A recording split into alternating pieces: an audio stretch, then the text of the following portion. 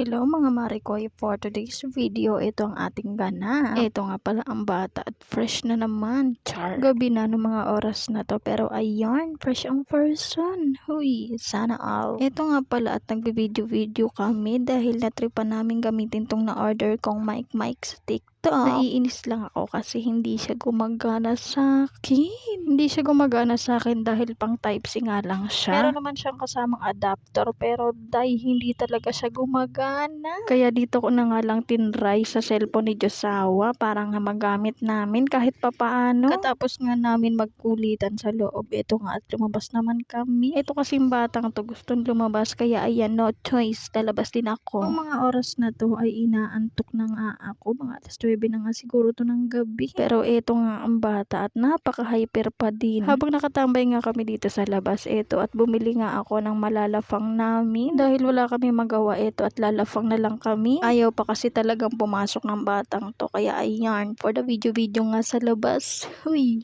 vlogger stories yarn. O diba, pati ang pagnguya-nguya, naka-video na rin. Huy, pagpasensyahan nyo na kung ganyan akong ngumuya. Ganyan kasi talaga ako kumain. Pagkatapos namin tumambay sa labas, eto nga at pumasok na nga ako. Kung napapansin nyo, wala nga si Baby Elise dahil nandun nga siya sa taas, sa mami at dada niya. Doon naman nga siya manggugulo. What?